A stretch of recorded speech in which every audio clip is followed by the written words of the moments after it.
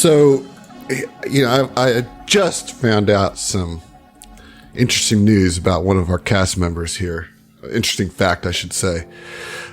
One of our cast members here is deeply in love and has a crazy attraction to Angela Lansbury. Dustin, would you care to speak to that?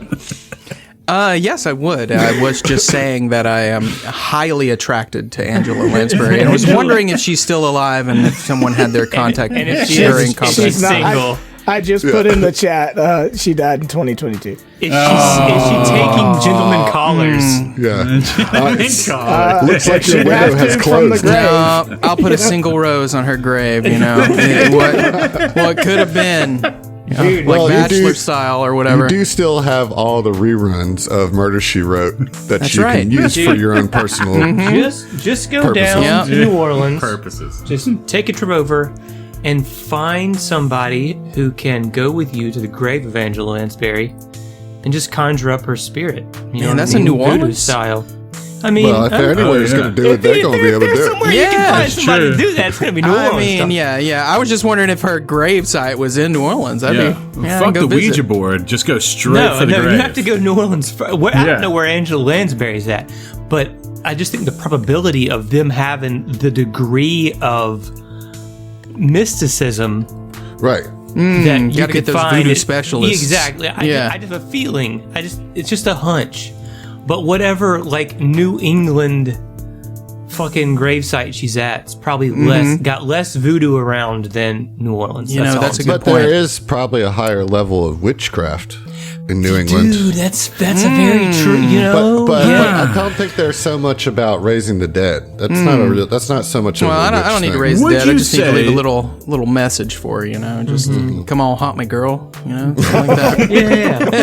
Right. I need you to haunt my You wet can entice dreams. her immortal soul to, like, follow you around for a little while. I That's guess. right. Just think of the words of wisdom creepily whispered in your ear.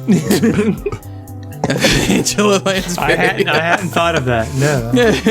I was going to say, what is your favorite Angela Lansbury role?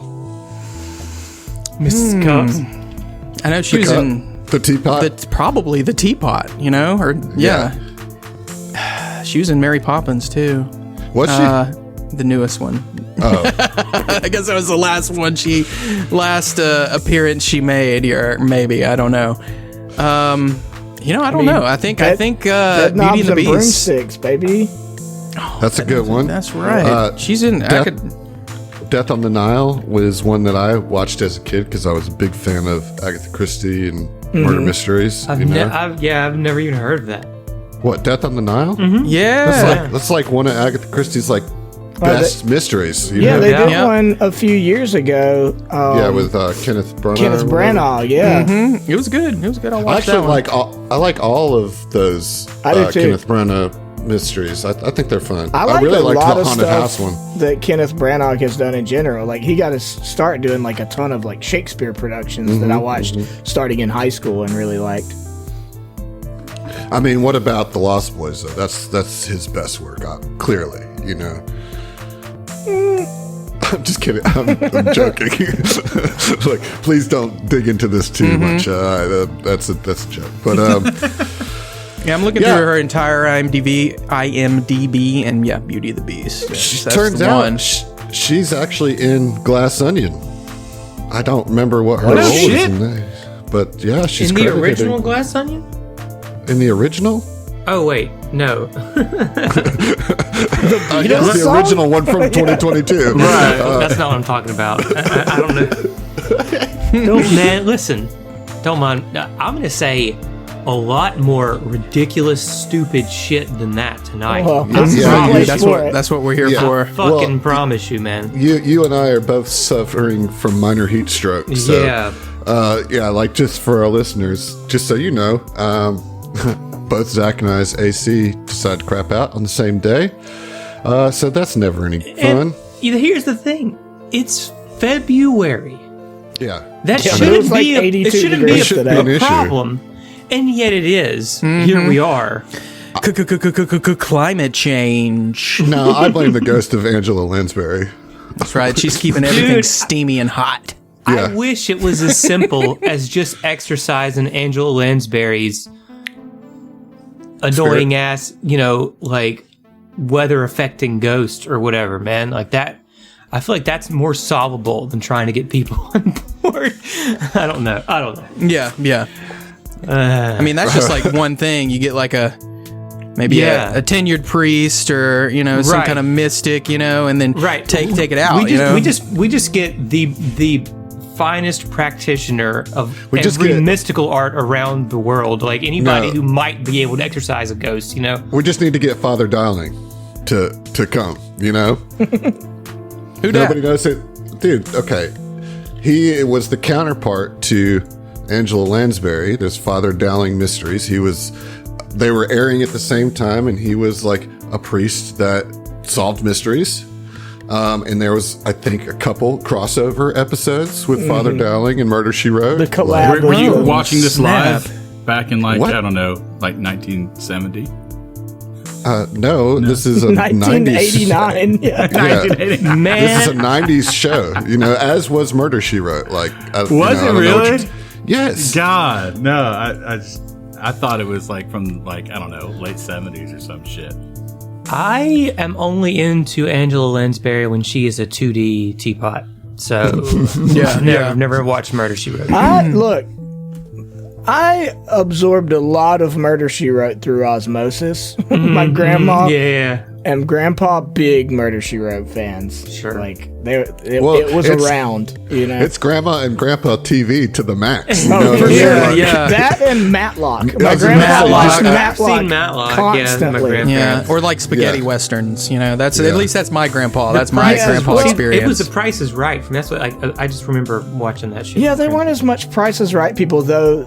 They should have been, I feel like. Mm-hmm. But it depends on the time of the day, My grandpa was a big John Wayne movie kind of guy. Mm-hmm. Yeah. But my Western taste went much more the Clint Eastwood route. Sure.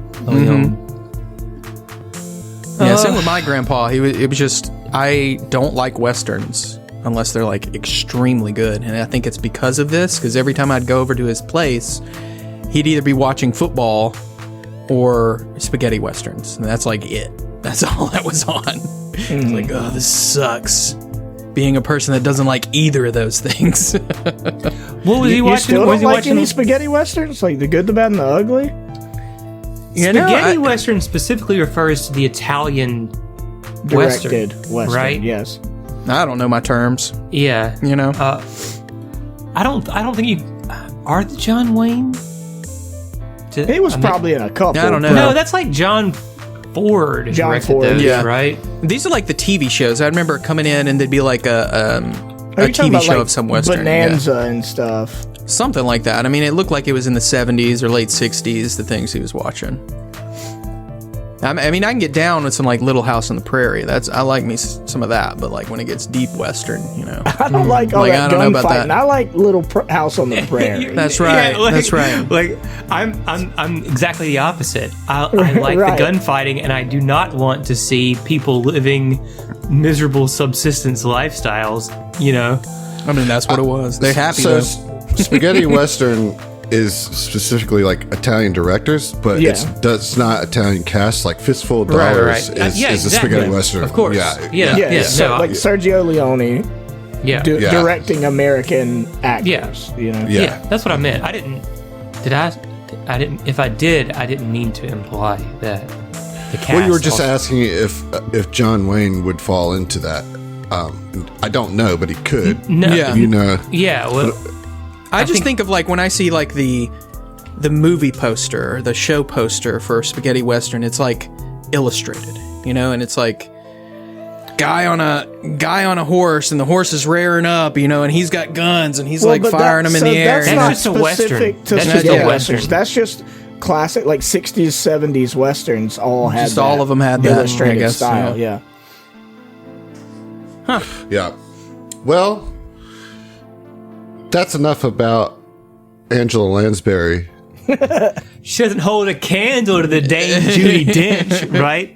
Yeah, how about that? Yeah, that's a pretty good transition because that's really where we're gonna start with. Zach is your meeting with the Dame Judi Dench. Yeah. Do you remember like the context of this meeting? Like what you're going to talk to her about? Vaguely, I remember that.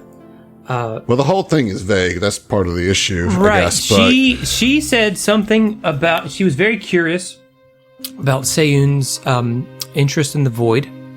And she mentioned something about think of like what we can become. Right? So she's interested in some kind of like transhumanism via void hybridity. wow, you're just throwing those words out there. You know, I believed you until you Ergo. questioned yourself. You know, Vis-a-vis. Is it ergo hybridity? vis-a-vis. I get what you're saying.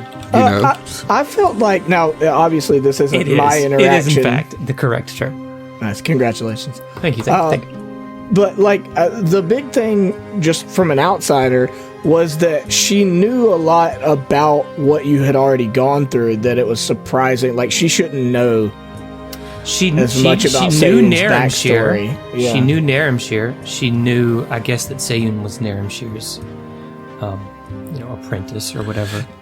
yeah. I mean, so it's not like the fact that you were his apprentice is like hidden or like Yeah. classified information or whatever. It's just you're not the star of that story Right. in the sense of what people are interested in. But you are on their ship, right? So it does imply that she's done some research on you Okay. because you're the one here, you know, and making those connections like Yeah. that. But yeah, she wanted to talk a little bit more about the void and the black hole and entropy and all that kind of stuff with you. And, you know, all of you, save Gil, are upstairs in the living quarters of this ship of the Final Horizon. Gil is back on the Pre-Marana, working on upgrading his family gun. And Subana and Raya just got done talking to one of the monks that they helped mentally, and she gave a lot of some gear to you guys, and then mentioned that she wanted you to check in on one of the mechanics on the ship that's been acting a little funny or being weird, you know. But as I said, we're going to start with Seiun. Before he goes into the Dame Judi Dench's quarters, I want to know if I can do this. Okay. Okay. I would like to open a call with the crew and like mute them. Do you Just so they can hear it? Yeah, exactly. I want them to be able to hear the conversation. Like, say, and I mean, you know, it wouldn't be a thing where he's going to call and say, hey, you know, I mean, listen up. you It usually could- just opens the call. Bugging Yeah. himself. Yeah. No, Yeah. it doesn't mute Yeah. himself. He mutes anybody from being able to make noise back. back. Right. Right. Right, you're putting her conversation on blast so everybody Right. can hear it. Right. Yeah. Yeah, well, just with y'all, right? Just to y'all. Yeah. I Yeah, mean, we get you you. can Not to the entire ship. you can certainly do that, Okay. Zach. You could also just record it, so, you know, without her knowing. Okay, You yeah. know, if to whatever have, like, I can maybe a do that doesn't clue her in. I'm sorry. It's okay. Just I'm suggesting that because you might get a clearer quality that you can then kind of share with the group later, Okay. and maybe not like fill their helmets up with a bunch of noise, you know. Okay. I mean, fair enough. Fair enough. I just want to make sure that. But yeah, I'm tracking what your idea is. Yeah, and, yeah. Like, I think given that, you know, Seiun is thinking everybody has been kind of telling him to be careful, you know, they're expressing concern, and he's had a sort of kind of realization that he's getting to, you know, this encounter with the black hole and his dream and all of that. I think he's probably thinking, I need to be a little more conscious, a little more cautious when I go in here and have this conversation. Having some kind of accountability, I think would help put his crew at ease, I think. For sure. I would ask just from a meta level that you don't, that you be true to what Seiun's interests and draws would be as you go into this conversation as well, right? Like we all as humans know that you going into the black hole would be disastrous. And I think even Seiun knows that to some degree, but he also has this notion that, well, the black hole, or the void, we'll say, gave him some power. And, Seiun said, I've seen Interstellar. Yeah, like there is a draw for whatever that is, and so you're just like kind of battling that, right? Like, yeah, I mean, man, I'm with it. Yeah, no but at doubt. the same time, we spent the last like 3 or 4 episodes, everybody in the crew being like, "Hey, man, please Chill don't, the fuck out. please don't, hey, bruh, don't do it, dude." And so, like, that has to be it's certainly at resonating. least, like weighing on him. I'm not saying one way or the other. I just want you to get into Seiyun's headspace, whatever that may be. So anyway, you go in there, you're wired up, right? Ready to wire. Yeah, wire. Yeah, he comes in, he puts a hand to his chest, and he bows to the Judi Dench. I'm assuming she's there. Frisk him. She is there. Frisk him. She's by herself. And she says, well, "Welcome, Seiun. I'm glad that you took me up on my offer to chat. Please come sit." And there's like a small little reading table. She's sitting on her bed, and there's a chair. Okay. So you could sit in the chair. She's sitting on the bed. She pats next to her on the bed. "Come here, my cute little boy." No, I'm just kidding. She doesn't do that. Seiun raises an eyebrow, and he takes a seat at a reasonable distance away.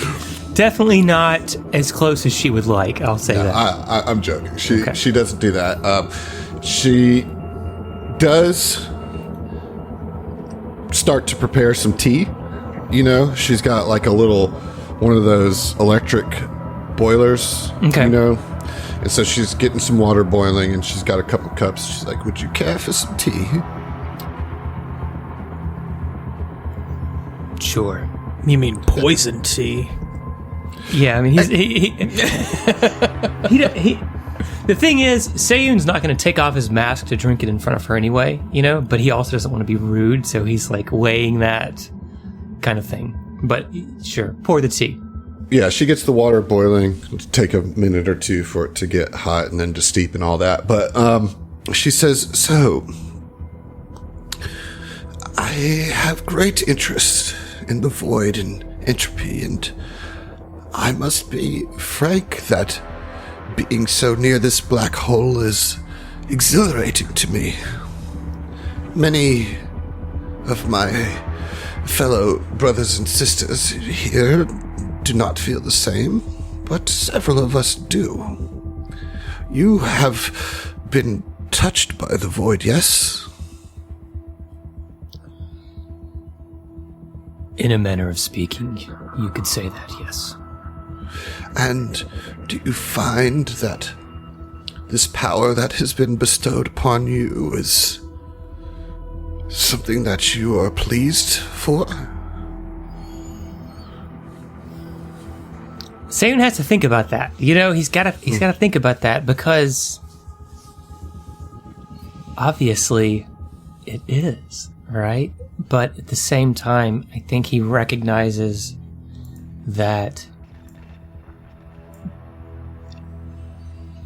I don't know, like, this is not, I don't think this is something for everyone. You know what I mean? Like, it's, I don't, so, yeah, he thinks about it, and he says, "There are pros and cons. What are you getting at?" I am just fascinated that a force such as entropy can be manipulated and controlled and can enhance. So many people feel that entropy is only destructive in its nature, only takes. But I find that it is like the cycle. A sun burns bright, a star burns bright, and then it dies, creating a black hole, and it cycles over and over again, as it has for millennia and more. I just wonder if our fear of the void keeps us from transcendence.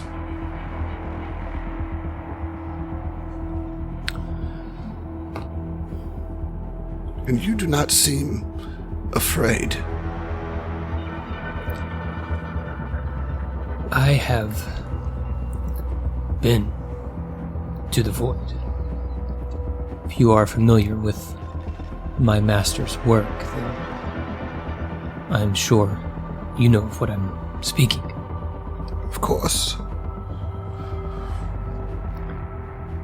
Only through extremely powerful magic was my master able to prevent the rapid disintegration of our physical forms. Yes, but he believed that he could reverse the entropy to rebuild your planet. There must have been something in him and his research that made him think that it was possible. And in my experience in reading history, all of the great changes of the universe suffer failure after failure before success. When you're changing the very physics of our galaxy, there are bound to be instances of tragedy and things going wrong. But that does not mean that it is impossible. Do you ever have the hope to further your master's studies? Find ways to manipulate entropy, control it, and use it to become a better and stronger person? Seiun kind of grins underneath his mask because, and says, "Yes, of course. I would love to see my master's work to fruition, to know that his death was not in vain." What if I told you that I believe there is a possibility that you could see your master again? I doubt that very seriously, but... And why do you doubt? He was a powerful witch warper, and by the accounts of the story, he was simply snatched from this existence. There was no body. Did he speak to you as he was sucked into the void? I could not Did you see him torn apart by the oppression of dark matter? Seiun holds up his mechanical hand. I felt it. Yes, and I mean no offense, but you are a mere student. You did not have the power to be meddling with such things at that time. Correct? But you do? I would like to. And I think that we were brought here for that purpose. A entire monastery of Solarians ripped from the drift to be in orbit of a black hole. And then you arrive. I am sorry, but that is beyond coincidence for me. I believe it is a sign from the black butterfly. You know of who I speak, yes? I am familiar. They are worshipped on the Adari. Were you one of such worshippers? I attended a few gatherings, but I am not committed. I am speaking, you see. Most take a vow of silence. Yes, I know that some refer to the black butterfly as the silence between, and that a vow of silence is part of paying homage to that aspect. But the black butterfly is also known as Desna's shadow. And Desna, well, there's nothing negative to be said about her, yes? Go on. The drift crash. The black hole. I believe that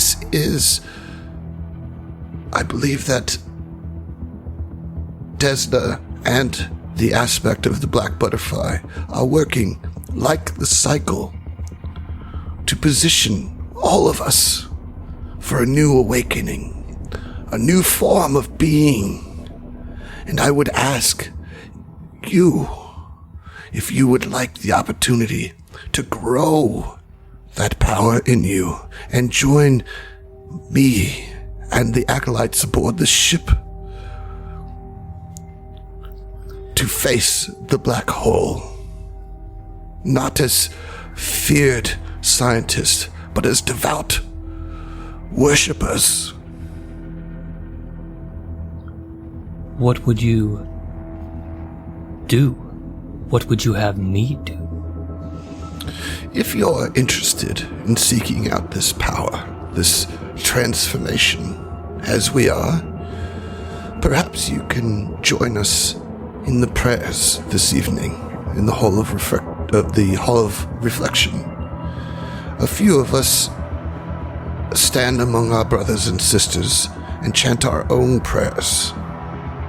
Look for those that have the mark of the void on their belts. It is a small black swirl. Listen to them, and more shall be clear to you. I am not prepared to give you the entire tenets of our mission until I know that I can trust you, because as I said, several on this ship are opposed. I understand. Your must tea. admit- Oh, yes. Of I'll course. turn away so you can sip. I understand the customs of the Kasath. Seiun, he would like, to not, he's trying not to be sus here, right? Mm-hmm. So he would, he'd turn away, kind of remove his mask, but he wants to like smell that tea before, see if you can get a little whiff of anything, maybe a little bitter or sour that shouldn't be there or something. Sure, you want to roll a medicine check? Yeah. Absolutely. Let's see. I have decent ranks in medicine. 19? Yeah, I mean, you watched her pour it. Mm-hmm. You watched her put the tea bags in, right? Okay. She took both tea bags, one for her and one for you, out of the same container, Mm-hmm. And it just smells like tea. Okay. All right. Well, he'll take the teapot is played by Angela Lansbury. Oh, no. Wow. We got Judi Dench and It just Angela doesn't Lansbury in happen one to be scene, a- man. Yeah, It's just not a speaking role, right. Okay. All right. So he'll take a sip and then, return his mask to its. All right, I need you to roll 15 fortitude saves. Damn, dog. What was it, DC 21 on that bitch or what? Like, It's what actually You wish. radiation poisoning. No, you're good. You're good. Okay. It tastes like tea. Nothing seems to be happening to you. you Yeah, know? I mean, he drinks about half of it. He sets it down. He says, evening prayers. Yes. Look for the void on their belts. That is correct. And I would ask that you keep this mum into yourself, even from your own crewmates. Too late. I understand your need for secrecy, given the sensitive nature of what we've discussed. Well, I hope to see you later this evening. Seiun bows to her again on his way out the door. Goodbye, I like that Goodbye, response. Seiun. Yeah. He. That's all you're gonna get. You got. No, I know. Yeah. Yeah. Okay. I think he would start pushing that fight. Do I need to? Can I? I don't know if I can, do I have the skill to encrypt my message? You know, like what's the end-to-end encryption on these comm units, man? Well, I mean, you have it hard recorded on the hard drive of your comm unit, so it would be safe to not even try to send it.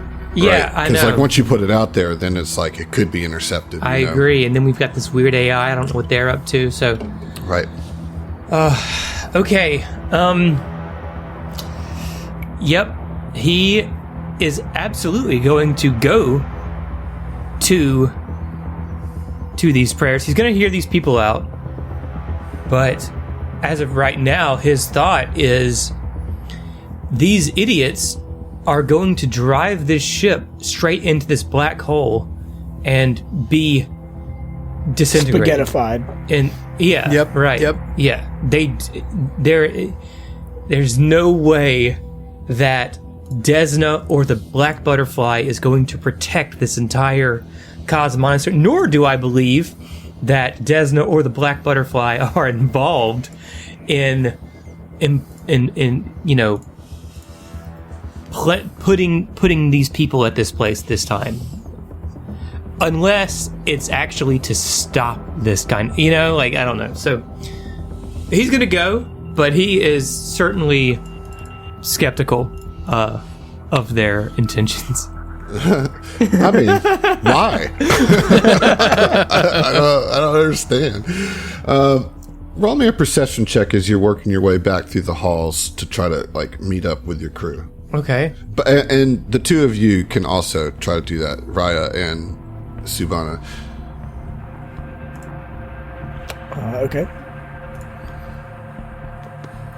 So that's an 18 on the perception check. 21. Okay. 8 on that perception. Oof. Yeah. That's a Goof. 0 for Gil. Yes. So that would be Raya. As you're walking, you kind of turn one of these labyrinthine corners. You know, it does like a little zig and a zag. And as you like make this zigzag, you see like down the hall, like kind of far down the hall, a female Lashunta, who is got like mechanic jumpsuit on, you know, and is like kind of seems to be like nervously working on some of the piping or, you know, wiring in one of the walls here. Okay. Well, that's her. That's the mechanic. I mean, can I approach her? Yeah. I would like to do so. When you get about halfway to her, she turns around and sees you. She says, no. And she No? turns to run. Yeah, she turns to run. Oh, damn. I'm chasing this bitch. Like, Yeah, somebody runs. I'm chasing yeah. him. All right. Do I you're gonna notice need to that roll- he's chasing? Yeah, you Okay. see him. Yeah. You guys are going to need to roll a survival check. Really, it will be, I guess, you, Raya. And then, you know, John, Sue's just following, right? Right. This is going to be at a -2 though, because you're running through this. You don't know these mazes at all, so like, because you're running and not taking your time, it's going to be a little bit at a disadvantage here. Okay, that sucks. I'm okay at survival. I got a +5, right? But it's not like my best skill by any means. Okay. Let's see. Okay, 15 total. So you make a corner and you see her like at this, like a good bit away from you because she had some speed on her. And you see her at this T intersection, and you have like a quick moment to like holler out if you want before she darts one way or the other. Yes. Yeah. I mean, Raya kind of comes to a skidding halt and says, "Stop! We're just trying to help. We're not here to hurt or interfere in any way." Yeah, Sue, you're here right next to Raya too, and you see this. If there's anything you want to add, Yeah, so I mean, I think Subana would be a little bewildered at this, kind of like, since she failed a perception check, only reacting based off of Raya's reaction, and so she's just trying to, like, I would imagine she's just trying to catch up and what the deal is. Yeah, so you see her at the end of the hall. Like you see this mechanic at the end of the hall. And you hear. Shoot, what was the that mechanic's name? Anil, right? Mm-hmm. So recognizing that it's a mechanic, she's when she said, "Wait, Anil," and see if Anil responds, or see if that mechanic responds. All right, let's get diplomacy checks. All right, We're good at those. let's see here. That's patently untrue. Yeah, totally, 100%. We include the D6 from. Yes. Okay, cool. All right, that is a dirty 20 on that diplomacy. The D6 from what? From his archetype. Yeah, my class feature. But I don't get a D6. Or background feature. No. What did you roll, Heath? I rolled a dirty 3. Oh, baby. That's pretty damn dirty, dude. That's a dirty 3. She just looks at you guys like for a long time and then zips off. And if you run up to try to see where she goes. She ran to the left, but then like you're just staring down a hall of like so many branches going off in all sorts of directions. She's lost you for the day, but you do have a sense of where she works, and maybe you could try this again the next day. Right. But what you do take away from this is that she's very skittish and untrusting of you guys, or at least you guys. So real quick, Subana turns over to Ryan. Damn it, Charlotte told me about her. I didn't think that I'd encountered her this quick, to be honest with you. She kind of just took me off guard. Like, she really is trying to avoid something. Yes, and based on our initial, description we were given, I was trying to be open-minded and maybe just a bit of a recluse or shut-in, but taking off running just from seeing us. And I was trying to approach, like, friendly. I wasn't trying to be aggressive. Sure. I think we can officially say this person is sus. Absolutely. Roll a perception check. Okay. Both of us? Yeah. Okay. Natural 1. You actually think she's the nicest person you ever met. Right. You're the asshole. You'd run from you, Yeah, too. it turns out you suck and she's awesome. Right. Right. Yeah, like, why the fuck were you chasing her? That's just right. rude. Charlotte is actually sus Because she now. ran away.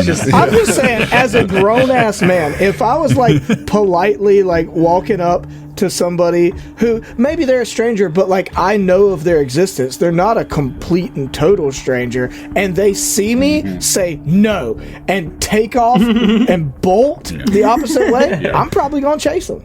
Be like, Guilty people bolt. Guilty people not only the guilt thing, but like just out of personally being offended, just like, what's your problem with me? That's right. I rolled, Come here and let me tell you what's on my mind. You come back here and justify you why come you're here. being weird. I'm not sad at all, said the dragon morphing lady. Half-dragon. Yeah. But I'm not in Yeah, dragon and form. Skyfire Legion armor. You know what I mean? right. Like, Absolutely But it okay, looks imposing. good. yeah, it looks great. John, what did you get on I your rolled an perception? 18 on my perception. All right. You do see, like, as you kind of like hit that T intersection and looking for and know that she's dipped off, hidden somewhere, you do look down and see a crumpled up little piece of paper that must have fallen out of her pocket. Ooh, piece of candy. Did you not want to know my perception? Or was I not rolling? I saw it. Didn't you just roll one? 18? No, that was John rolled an 18. No, that's mine. Oh, okay. I'm I rolled- sorry. I What rolled did a you 20. roll? Ah, So you see this little piece of paper Okay, I didn't crumpled know if up that in the made a ground that difference. presumably came. 2 points can be a big difference, yeah, absolutely. It's a $1 general receipt for just something No, random. it's a CVS receipt. It's like 4 feet long. Exactly. Thank you. It's far too long to be For a one bag of Dollar Skittles. Yeah, General. it was a pack of Tic Tacs. Okay. So yeah, let's take a look at that. Yeah. So you uncrumple it, and like it's covered in like ship grease, Ship grease with a P, y'all. Okay, Just making okay. sure Yeah. you understand that. Yeah. All right. I'm Yes. glad that you spoke Yeah. up because I was Shit, about It's to ask not for clarification. dookie grease. Yeah. and it It's butter. It And ain't it says, dookie. at her urging, we've prepared defenses against the outsiders. They might try to interfere with our enlightenment. See? Oh. Oh, Look how shit. sus this is. They're actively trying to defend against us when we're not. This is a smoking. We're not even aggressors. We're here to help. This is a smoking gun, if you ask me. It looks. She's a part of this. She is a part of this. And if not, then she still has some explaining to do. I mean, it's her receipt. It's got grease on it. She's definitely a part of it. Yeah. That's all I'm saying. And if I had to guess, that came from the Dame Judi Dench herself. So, real quick, go ahead, go on the comm. Despite the possibility of an AI intercepting or something like that, I think it's important at this point to at least reach out to the crew, let them know. And so she's going to at least, she's going to turn on the comms and she's going to reach out to the other team members and say, y'all, we just came by Neil. She was Charlotte Davala just came by and she asked me to check up on O'Neill, this mechanic. Her name is not Charlotte Davala, by the way. That's a character from a completely different show. Charlotte? Yeah. Sorry. Okay, yeah. Well, so Charlotte just she tasked me to go check up on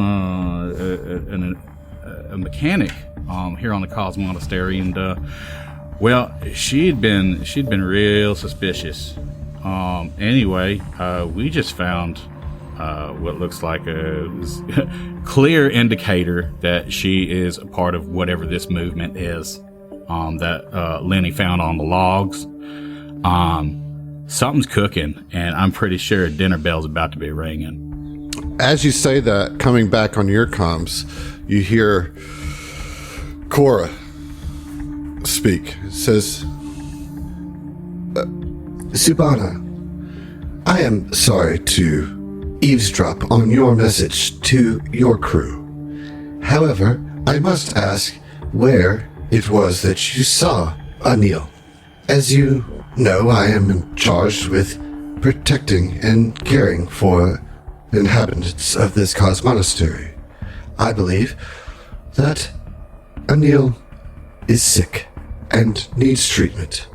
I have been unable to locate her. Could you tell me what intersection you're on? Look up to the top of the wall. You'll see a small number. that will indicate the section of dormitories that you are in. Sideline to the GM real quick. Now, during the discussion with Charlotte, had she given any request that this be kept from the AI to operate under false pretenses while looking for Anil? No. All that Charlotte said to you was that Anil had been acting odder than usual lately. That she was always odd, but seemed to be acting odder than usual, and wanted you to find her to just employ some of your therapeutic skills. Okay. So,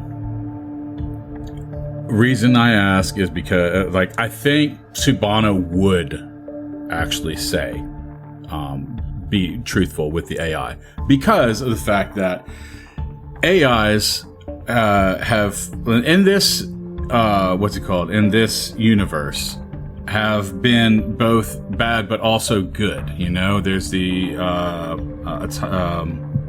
Android Liberation Front, and there's sects of them that believe that everybody deserves rights, you know. And so I think for Subana, this would be just another situation where it's like, yeah, so the AI might sound creepy, but she hasn't been suspicious to us at all. You know what I'm saying? I mean, would y'all agree? You know, because I'm ready to tell the AI. It doesn't, at least so far. It doesn't seem that the AI is involved in the whole let's defend against the outsiders thing. You know, right. But To me, it's just defense. They are monitoring our communications. Apparently, they absolutely are. They absolutely are, and that. But they've tipped their hand on that. Now we're fully aware of that. Right. They let us know. Exactly. Yeah, pretty much instantly. So if they wanted to keep that under wraps, they would have continued to not say anything. You know, it's Subana's decision. So I mean, whatever you want to tell the AI, I guess. Yeah, and if Subana kind of being that Raya's in the corridor with her, if she turns and should I say something? I think Raya would probably give you the nod, you know, go for it. I think it would be like a tacit look, just a quick side eye to you, kind of you know, what do you think, you know? And you just kind of give that quick tacit nod, yeah. And so she looks up, she reports the corridor she's in, the dormitories that she's currently in. Thank you. I appreciate your assistance. Please continue to enjoy the hospitality of the Final Horizon. Dinner will be served in a few hours. In the meantime, we have training facilities available and the Hall of Reflection, if you so desire. It's when you looked up at what is the intersection? It was we're at the corner of Shakedown Street and Wookiee Way. You know. That's cute. Just real quick. I mean, I still can't shake the naming. They all came together and they decided that this was going to be called the Final Horizon, and I can't shake how suspicious that fucking name is for a ship. You know, it's just calling it the Final Days. You know, and it's just if y'all are trying to hide really your fucking intentions, culty. I mean, I'm going to remind you that this ship has existed for hundreds of years, right? And has been the Final Horizon the whole time. Okay, all right, yeah, sure. So it's like Final Fantasy. You know, there is no actual Final Fantasy. Just. Okay, gotcha. I didn't. Don't. No. I'm just reminding you the facts. I'm not inferring anything, nor should you. Okay, just reminding you the enough, facts that this is an old ship that's been named the Final Horizon for hundreds of years. That's a good point. Okay, all right, okay, yeah. So Subana doesn't say that. Just John felt that. All right. Okay. Yeah. So takes another quick look at Raya and says, "Well, we tried. You want to group back up?" Yeah, we should meet up with the gang, I suppose. This is and unexpected development. And so she goes back on the comm and says, let's meet in 15. What would be a good spot to meet, Adam? The library? Or You tell me. You Okay, do wherever you want to. let's all meet at the library. The library. Let's meet in the galley. I'm so here's hungry. the thing. Well, here's the thing, Gil. You are in the midst of an 8-hour project, right?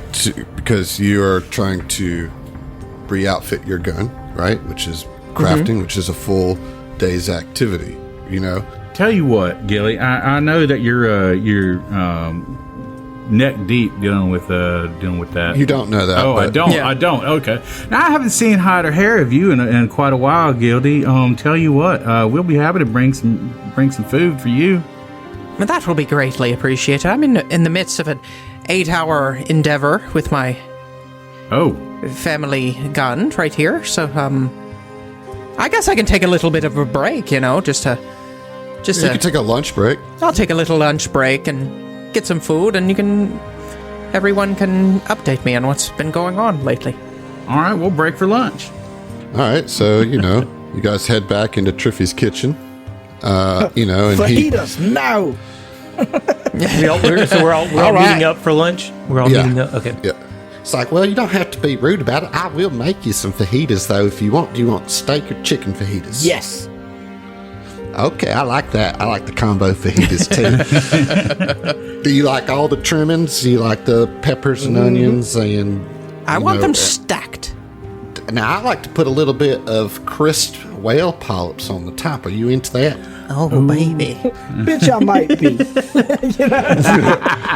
Just trust me. I think you'll like it, Hold on mine if you wouldn't mind. Hold the peppers. I don't really do spicy all too much, but Well, that's interesting. I thought most of us loved the spicy things. well, I know, but we're not all a monolith. You know how. I mean, I know is. that. I'm not trying to But- say that it is. I was just trying. I'm curious about people's different cuisine and tastes. And you know what? I'm very curious about you. We hadn't met. My name is Sue. What's your name? Oh yeah, I'm Triffy. Your friends talked about you, and they were planning to take one of my plates to you. Did you enjoy your You're the breakfast? cook? Yeah, well, Oh, clearly, I'm not sitting here holding a spatula for my health. True. That's so true. You know what? Yeah. Hey, that was very good. That was mighty good. I very much appreciated that dish. Raya was very kind to bring it to me. Are you two from the same hometown? It sounds like it, doesn't it? Accents are not a monolith. Well, This is a wide, big universe. They are. you know? They're the Touche. exact same accent. But it's not the exact same. See, mine's a little bit more nasally than Right. Sibana's. Now, anyways, Sedana. so they start to cook, and as they do, they start just rambling out of just kind of rattling off words. Somebody roll a d6 for me. Okay. We're all gonna roll that D6. Do we all roll a d6 or? No, I just need one somebody. I just, All right, there two. you go. All right. All right. The 2. monk. I said one. I just needed one. I didn't roll a 1. The monks. Well, I'm not going to give you any rumors then. That's all there is to that. I'll take them. All right. Okay, all right. The monks in this place, Triffy is just cooking while they're just talking, The monks in this place, they commune with the stars, or so they tell me, but some of their chants creep me out. Did I already tell you this? Maybe not. Anyway, that all-embracing void business about becoming the singularity kind of makes me uncomfortable when I think about it. Oh, well, I'm just here to cook the food, not contemplate religion and cosmic philosophy. As weird as they are, they're easy to cook for. But, some of the monks aren't really cut out for this life of isolation. And they get, little bits of cabin fever. Like Anil, she spends most of her time hanging out in the maintenance corridors. I don't know what she does out there, but the other monks have overheard her whispering to herself about how she is always watching all sorts of doom and gloom stuff. Oh, and she only eats rations in her bunk. It makes me so sad. I make so much good food, and she's just eating those R2Es. And it's just like, well, I can make you something that tastes better than chalk, Neil. Do you understand what I'm saying? I agree wholeheartedly. I will say that freeze-dried ice cream is pretty good. You know, Yeah, it tastes pretty good. Triffy, if you wouldn't mind making a to-go plate for Neil, and can you tell us what bunk she's in? I cannot. It's a maze up there. I barely get to my room most nights because, well, you know, when you're cooking and you're putting a little wine in your dishes, you're going to put a little wine in your mouth too. You know what I'm saying? That's just the way it is. Would you like some wine? I got some. Oh, not on the job, but I'd love some later. What job? I'll take some right now. Excellent. I knew you would. Is Gil here? I thought we were getting food. Yeah. Take a lunch break. Took a lunch break. Okay. Yeah. I'm getting some grilled cheese. Grilled cheese. I'm sorry. Did you say grilled or grilled? I sure did. Well, again, I like the combo too, so I'm going to get you a grilled cheese sandwich. Can you give it a little bit of a crown on top? Do you know how to give a grilled cheese a crown? Well, I mean, the way I do it is I put a little mayonnaise in a ring around it. I crush up some potato chips, and when I sear it down on the skillet, it makes like a little crunchy circle right there in the middle of the bread. That sounds fantastic. If you could do that for me, I would be ever grateful. You want a checkered crown? That's one on each side. Crown me up. All right. I Man, will do. Now I want one of those. No, I'm sorry. You don't get none. Oh, no. All right then. You know what? It's chef's choice. I'm already then. making you fajitas. You're right, and I need to watch my figure. See, Waste not, want not, and all that. I don't have unlimited breadstick here. Okay. I don't know where. Could I have just whale polyps, please? I mean, I guess, would you like a little bit of comeback sauce to dip it in? What is Well, comeback that's a secret recipe. I can't tell you. Then how would I know if it's good? Oh, it's good. It's pretty good. You should at least try it once. Just have it. Just put it on the side. I mean, look, You know? the food that you've had so far has been good, has it not? And I clearly take pride in the food that I serve. Now, if you don't like it just because you don't like those flavors, I understand. But I would not serve you something that was going to be inherently disgusting. Very well, Triffy. You make a compelling argument, and I do not wish to dispute you, to be quite honest. We're not fighting. I'm just telling you my passion. It's all good. Remember, I liked you. You're the funny one. You don't remember that from a couple of episodes ago? Well, I do. You were the funny one. He's hilarious. Yes. Everyone tells me I am a riot all the time. Okay. Enough Triffy nonsense. Okay. I assume that you use some of this time, particularly probably while Triffy's distracted, to kind of catch up on each other's info, right? Yeah, I mean, I was gonna say, Seiun would definitely let them know. You heard Triffy talk about these prayers, and obviously he wants to check that out tonight. He wants to listen in on some of these prayers. He thinks it could be insightful, right? The content of those prayers could be quite enlightening. Is there any way for him to? We obviously. Here's the thing. I don't want to be like playing the file or anything from the conversation that you had with Dame Judi Dench. Is there some way?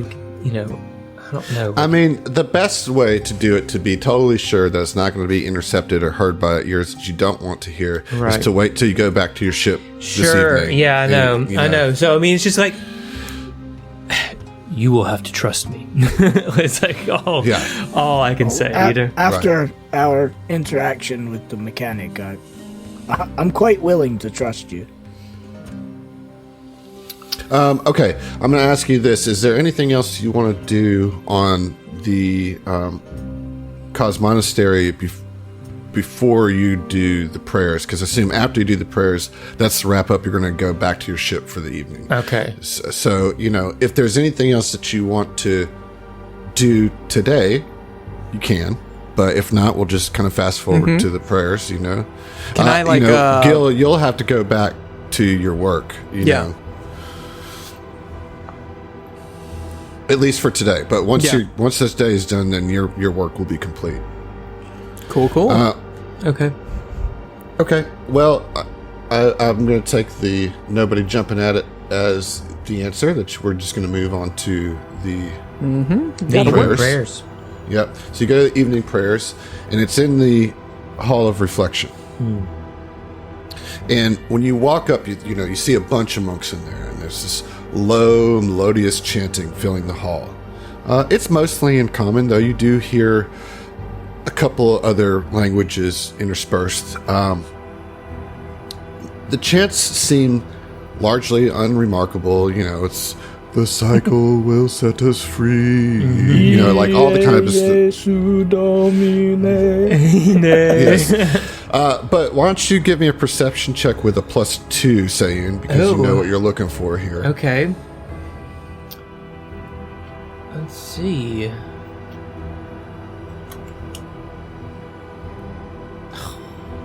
$13. Natural 6 for 13. Yeah. So it gets a little muddy, and you're trying not to disturb them too much by like weaving through and looking all around. So it's going to take you another 20 minutes. Okay. Like if you fail this one, prayers will be over. So like you're a little worried that you're not going to be able to find what the Dame Judy Dench sent you here. But you do have one more opportunity here. Okay. Use a hero point, maybe? We don't have hero points. Don't have hero points. Yeah, inspirations. Yep. It's a natural 3 this time, so that's great. That's real good. It's a 10. That is pretty terrible. Yeah.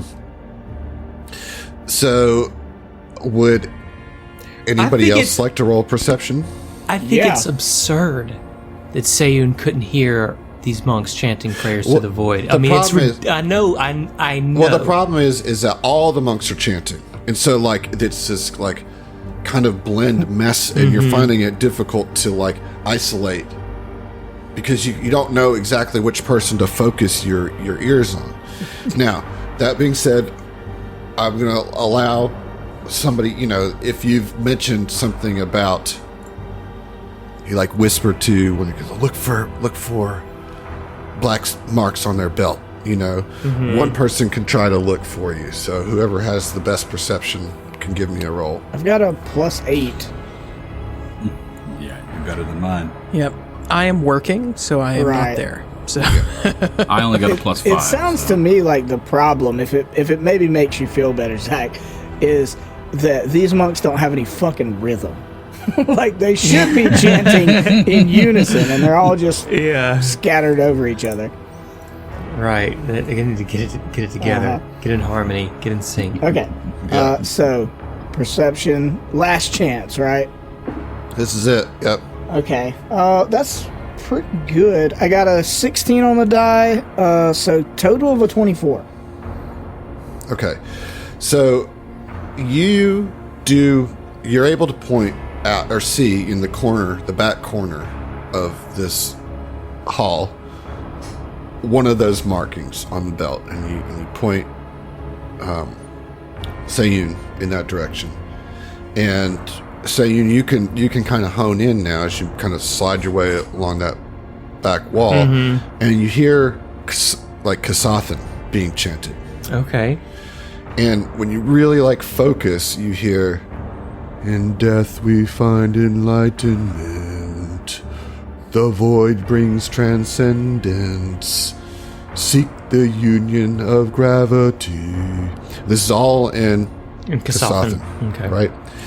You actually recognize these words. These are holy passages from sacred old Kasathan texts Oh, okay. devoted specifically to the cycle. Oh, okay. Okay. You can roll me a culture check. I should get a big fat bonus to this. Not just because I'm Kasat, but I think I actually have a feature. You know what I'm saying? I think it reduces the DC. Yes. Yes. So you just roll a regular culture check, and then it just reduces the DC. Yeah, it reduces the DC, and then I also get a Kasathan feature that I have called Historian. Due to their in-depth historical training and wide-ranging academic background knowledge they possess, Kasathans receive a +2 species bonus to culture checks. Nice. That'd be great. I don't know if that's rolled in though. I don't think. No, it's not. It's not rolled. No, it is. It is. Yeah, it is. I would think so. Yeah, it is. Okay.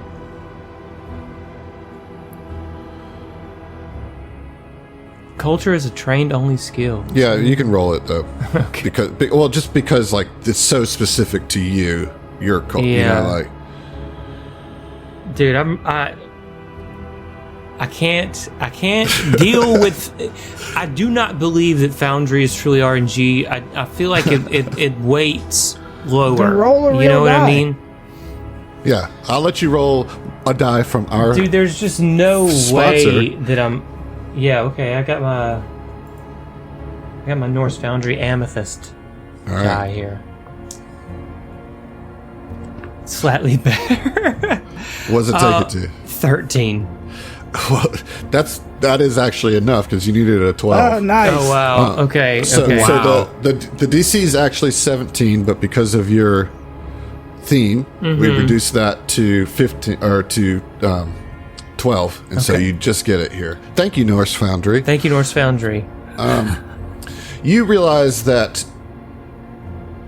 they are translating this holy writing into the most nihilistic possible interpretation. You know, Oh, like, okay. So this is just like a really bad faith reading, basically, yes. of this text.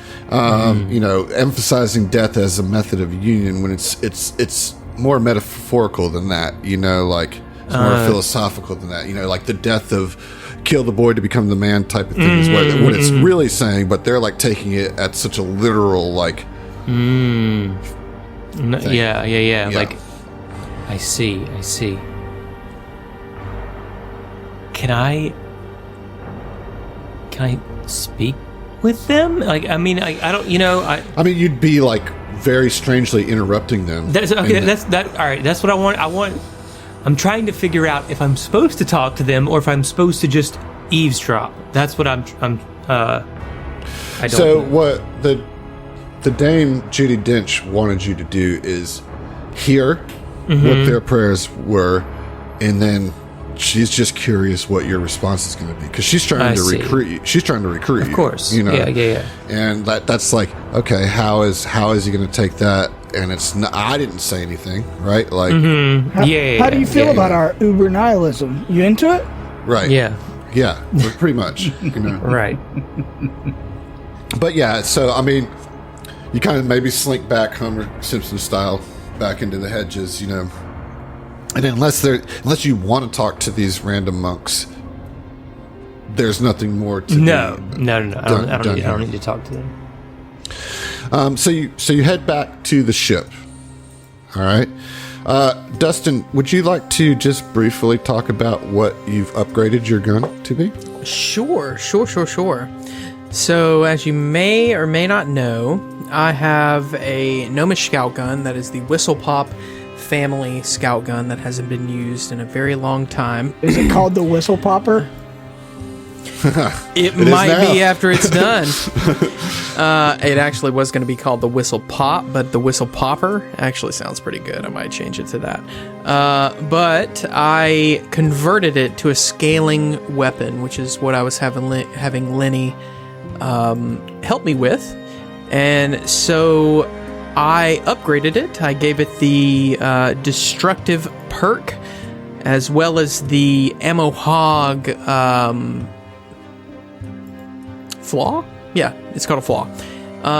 But since it is a level 3 weapon, I get one more. So I went with the Eldritch upgrade, which allows me to apply a weapon fusion that's one level higher than the weapon itself.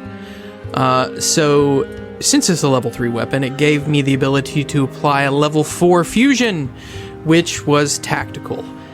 So now I have the Whistle Popper, which is a one-handed small arms that does 1d6 damage, and it also has the tactical fusion, which allows me to buff up the covering and harrying fire that nice. I've really liked to do. So it usually just gives a +1 bonus to AC or hit, depending on covering or harrying. But now it doubles. It just straight up +1 to +2, so I get a double benefit from my harrying and covering fires with the Whistle Popper. Damn, that's awesome. That's awesome. Yeah. Yeah, buddy. Very, very cool. And, throughout the while, you and Lenny kind of get to know each other and bond a little bit. We don't have to do that scene, but how much of your, self do you share with Lenny during that 8 hours that you spent working with him? I mean, do you keep yourself a little closed? Are you open? Do you have, meaningful conversation? I don't How does think- that develop, At this point, the effects of the bleaching, are completely gone. He is a driftborn gnome. So all of the reduction in emotions and everything like that has ceased. And so I feel like Gilderon at this point is more open.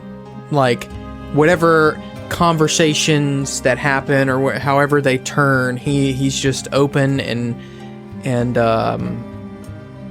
not restrained at all into what he's saying. Very reminiscent to what you would kind of stereotypically envision a gnome to be. Very curious and intuitive and a tiny bit crazy. But yeah, I mean, whatever way the conversation goes, he's going to follow that, and he's going to talk. I mean, he's Lenny's part of the crew. So he would just be talking normally to him like he's a trusted friend. Yeah.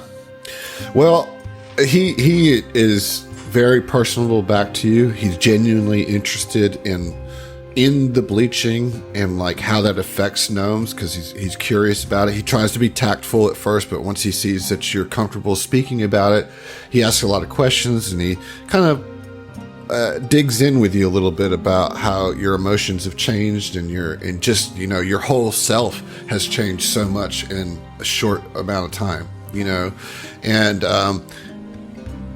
as somebody who is really big into augmentations and how things work, he just really digs into this kind of change that's come over you, and does excellent work, gives you a little bit of insight on how to craft, so you learn a little bit from him in that process. And at this point it's towards the end of the day, and everybody wants to go ahead and get their rest. Does Gil have anything he wants to do regarding sleep tonight, or is we're taking an off night with the dreams or the sleep study, or what? There's no off nights when it comes to research. I think Gil would take a more active approach to the sleep researcher. Mm-hmm. So everyone would go to bed before him, with the little sensors, electrodes, on their temples, while Gilderon is actively monitoring the equipment, for a couple hours before going to bed himself. Okay. Raya, what's Raya doing as she goes to bed? Just her normal routine, Yeah, I mean, I think it takes her a little bit to wind down, just because the reality of some of this is setting in. I mean, we've I feel like for a little while we got kind of numb to like everything being a crisis and a surprise, you know, and getting a little bit of normalcy, at least in a weird roundabout way, getting to kind of walk around the ship and especially Raya and Subana getting to kind of help some people deal with their emotions and stuff, felt like a break, you know? But then, in a weird way, I think the mechanic being all creepy and, like, running away was like, oh no, like, we're still very much in danger, you know? And we've got people on our own ship to look out for. So I think she's, you know, a little, not necessarily scared, but definitely got some tension about like what is tomorrow going to bring. We're learning more about there's this nihilistic cult that's you know, basically like a doomsday, at least in a small way, kind of cult, and that they're trying to recruit members of the party. She's already been worried about Seiun to some degree, so I think she's just got some nerves going on, and so that also kind of covers up, like, underneath, she still has not really talked to anybody too much about her own emotions with the rapid and crazy changes happening with the whole evolutionist thing. Like, she still hasn't really unpacked that and dealt with it. So I think, yeah, she has her idol sort of to Iomade, and she kind of tries to get into a little sort of meditative prayer kind of thing with that, and really struggles to do so. You know, it's like, I'm not feeling a connection to Iomade. Like, she feels some of the tenets, the, like, you know, protecting and doing what is right, and you know, being a champion of justice kind of thing. But as much as she tries, her heart's not in it. She's just got too much on her mind. But eventually is able to kind of wind down and get to a less than peaceful sleep. All right. Seiun, I imagine, just kind of pondering, right? He's got a lot on his mind. I mean, certainly he's thinking about the conversations that he had. He is hearing, you know, the words that those priests are speaking. He's thinking about how they're completely misinterpreting this text. He's thinking about Naramshir.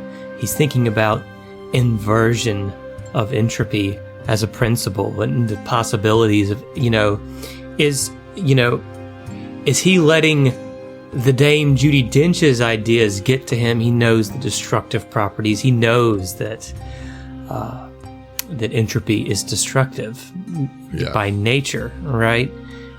But all of these things are also useful for you too, like, yeah, exactly. Yeah. But can it really be a it can't be the be force? all. It can't be the be all end all. That's for sure. Yeah. Right. All right. Well, lots of heavy thoughts on your mind, on everybody's mind, I think. Subana, how is Subana feeling? What is she doing as she gets ready for bed? Well, so I think that she would be of no exception here insofar that heavy thoughts weigh on her mind as well. She's been putting on this confident face for crew and also, just as importantly, her own family. But as far as, her recording logs, she started making nightly logs ever since this whole, all these events have taken place. And she tries not to give in to any kind of thoughts of hopelessness that that no one will ever see these logs, or that the crew never makes it back, or somehow these drift beacons they can never escape cascade failure. And for her, that's what's important, is to maintain that confidence, to keep her moving, to reassure her family and her crew. And because in her mind, without confidence, concern would sneak in, and doubt would then fester.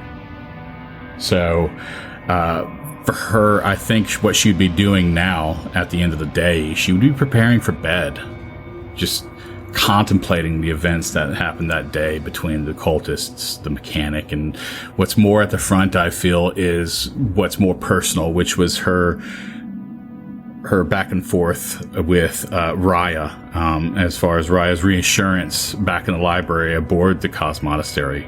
And I feel that she would not regret confiding in the Triaxian. Even though exposing of her vulnerability as a Vesk is just something that's not really programmed into her. But I'd imagine like Raya kind of reminds Subana of herself when she was younger, even if that may not objectively be true. But I think that ever since that like first drop, where everything kind of went crazy, that her own rhythm and rituals would have changed. And I think that since the Primarana has like unseated itself from time and space, that I don't think it's the same for anyone. And I think everybody has already expressed that wonderfully here. I think like for her own rhythm and ritual would be that before this whole excursion, she was vid streaming to her family. And since then, because of the communication issues and, of course, the time anomaly, she's been recording these logs in hope that one day her family will see them, or that maybe they would see them together and maybe laugh about the whole thing. So I feel like she'd probably be now laying in bed and just letting her mind kind of drift to the rest of the crew and considering their own shifts in perspectives and how they would be adjusting to this crisis.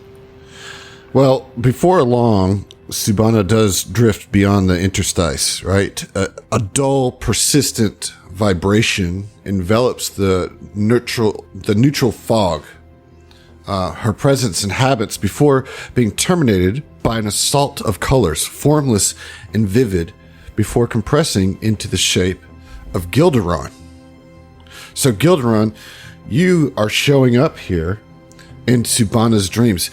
Talk to me, and Subana, you are seeing Gilderon in your dream, and it's this very vivid, waking dream kind of sense. If it's not just like you're dreaming about Gilderon, he like shows up consciously in your dream. Subana, are you there? Gilderon? Is that you? What are you doing here? This is amazing. What's going on? How did you do this? Well, I saw the Desnan wavelengths enter your dream space, and I thought I might be able to come into your dreams and see what's going on, but it seems as though your wavelengths are not on the same frequency as the Desnan wavelengths, so I thought I might be able to come in here and kind of guide you to these wavelengths. As you say that, several like doors, for lack of a better word, they're basically just like archways of light open all around you. And then as you're saying I might be able to guide you, a ethereal butterfly comes out of Gil's mouth and starts fluttering around his head, and then flies over to Subana and starts fluttering around her head. And then it like will fly away a little bit and then fly back and like fly away, but as it flies away and nobody else moves, it flies back, and and Gil, you might have a sense of what's going on here. Subana, it's a parlor trick. What's I cannot stay here for long, but follow the butterfly. Follow the butterfly. And Gil like dissipates as he said that. The echo of follow the butterfly remains, and again this butterfly's fluttering around you and flying towards one of the archways. And kind of look back and then look back at the butterfly, and I guess it's a dream, So as you reluctantly approach the butterfly, seems to encourage you gently to go through this boundary, and you do.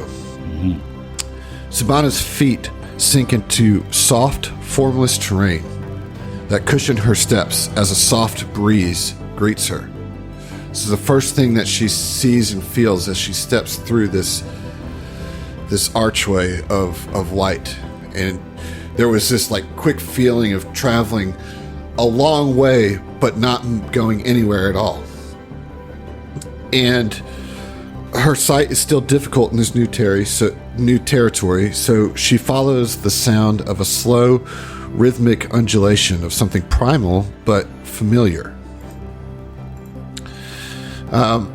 Gradually, light and color bloom, giving shape and meaning to the environment that is forming around her. A wide expanse of water and sand stretches beyond the periphery of her vision. The waves advance and retreat. The sun hangs in the afternoon, and there's something familiar about this place. She realizes she remembers this place. This is the Sea of Gokalesh, north of the Command Prime. Initially, she had resented Dranish's command posts, limiting their family's vacation spots for security reasons, but the kids loved it, and it proved surprisingly more accommodating than she expected. Drafts from the northern reach intermingled with the warmer winds from the Atorazan desert behind them, making their visit pleasant the entire stay. Her thoughts were interrupted by the rush of a faucet and a clatter of dishes. To her right, her tall and broad-shouldered mate was standing next to their entire kitchen countertop from home, also in the sand, on the beach, washing dishes as if nothing could be more natural. Of course, this absurdity would only happen in a dream. This is his dream. Sabana reflects on the significance of what Desna has bestowed. To receive the opportunity to communicate regardless of distance and in such a personal way. That's right, she needs to warn Dranesh. She rushes up to him, grabbing his arm, anticipating his reaction only to be ignored. More like as if he's unaware of her presence. Standing in front of him doesn't seem to work. She tries shouting, pushing, but to no avail. Nothing is working. The routine of washing dishes went on as Sabana puzzled over how to get his attention. Taking a second to observe, she notices that every time he finishes rinsing a plate, he'd hand it to his left, and then the dish would discorporate. Before her excursion, the ritual back home would be that Dranesh would wash the dishes and Sabana would dry them. Curious to see what would happen, she takes her role in the scene, taking the next dish handed to her, and grabs a rag off the counter to dry it. Pangs of nostalgia hit her suddenly as the lump hits her throat. Her shoulders droop as the emotions well up beyond her scales. Tears begin to drop, falling onto the dry plate. Not knowing what to do, she tries to dry it again, but it's no use. This is where she's supposed to be, not trying to survive out in the cold black of space, broken from time clawing to get back. That's enough, old girl. She can't ruminate on what isn't and what should be. Wiping the tears from her cheeks, she recovers herself and instead tries to reframe this more positively. She's been offered the chance not only to communicate, but to be a part of a moment with one she holds so dearly. Gods, did it feel so real. The sky bleeds a purple and red glow of sunset, and Sabana begins to almost believe she's actually there, to the point that she takes off her ring so it doesn't drop down the drain. The sound of the kids playing is carried on the wind, and absent-mindedly Sue comments on it as she wraps her tail around his. I hope this wears them out enough by the time we get back. It sounds like they're having a good time. Yeah, and I hope they stay asleep for once. Sabana stops, realizing that Dranesh responded to her. Can you hear me right now? Of course I can. And then his face changes and he goes, Yeah, Sabana? Dranesh's attention is broken as he looks towards the waters ahead of him, interrupting this revelation. Sibana looks off into the distance beyond the kitchen counter, beyond the rolling waves. The faded outline of a drift beacon, monstrously enormous, dominates the sky. The structure begins to glow from the center at first, then radiating towards the edges, and finally all along the surface without abating in its intensity. A sinking pit forms in her gut as she stares stunned at this spectacle before shaking off the fascination. Granish. Her mate stands there, transfixed on the beacon. She grabs him by both arms. Granish, look at me. Originating from the beacon, a dull thud of an explosion from a great distance echoes across the sky, followed by a sharp gust of wind. Panic sets in, and the rush of water approaches. A tidal wave gathers in size and momentum with what seems like only seconds left. She forcefully turns his gaze to her, and with as much conviction she pleads, "Leave Absalom." The wave consumes both of them, sending Sue cascading back to her own dreamscape in a violent wash of blackness and memory. On Absalom Station, in a modest apartment, Dranesh rises from sleep suddenly with the smell of salt water still lingering in his snout and sand between his toes. And we'll see ya. Oh, baby. Okay. Some good shit.